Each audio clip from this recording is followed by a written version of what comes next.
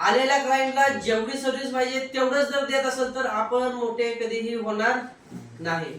तर त्यासाठी आलेल्या कस्टमरला 5 सर्व्हिसेस विचारायचे आहेत. 5 सगळ्या सर्व्हिसेसचे नाव तुम्हाला माहिती आहेत. सुरुवात कुठून करायची आहे, स्टार्ट कुठं करायचं आहे, आणि म्हणजे स्टार्ट टू एंड क्लायंटला काय विचारायचं आहे. नेमकं क्लायंटला कळलं पाहिजे की कुठली सर्व्हिस क्लायंटच्या रिक्वायरमेंट कशी ओळखायची आहे याची टेक्निक तुम्हाला सांगितलेली आहे. जर तुम्ही बोललाच नाही तर बिझनेस मोठा होणारच नाही. नुसतं दाढी कटिंग वरती आपण कधीच मोठं होणार नाही, हे 100%. अंबानीचं कुठल्या कंपनीचं सिम आहे? जिओचं. एक्झाम्पल देतो, अंबानीचा जिओ कंपनीचा सिम आहे.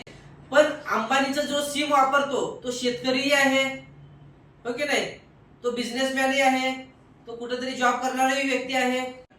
जिओचं सिम नॉर्मल घरापासून ते हाय क्लास लोकांपर्यंत वापरतात. तर अंबानीला काय घेणं देणं आहे का की माझा व्यक्ती ज्याला महिन्याला रोजचे 500 रुपये कमवतोय तर त्याला पण रेंज तेवढीच असणार आहे, आणि जो महिन्याला जो रोजचे 1000 रुपये कमवतोय त्यालाही तेवढंच आहे, आणि जो रोजचे 10,000 इन्कम आहे त्याचा त्यालाही तेवढंच आहे. त्याला काही घेणं देणं आहे का? त्याचं काम काय आहे की नेटवर्क पुरवणं. गरज तुम्हाला आहे तर तुम्ही वापरता, त्याला काहीही घेणं देणं नाहीये की माझं सिम कोणी वापरते की कुठून मला माझ्या कंपनीला पैसा येतोय.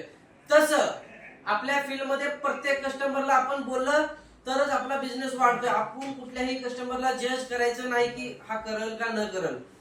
सर्व्हिस विचारलो तर आपल्याला 2 प्रकारचे फायदे आहेत. एक तर आपलं कम्युनिकेशन वाढतं, दुसरं बिझनेस वाढतो. देवाची भक्ती, देवाची भूक काय? भक्ती. तसं कस्टमरची भूक काय? सर्व्हिस.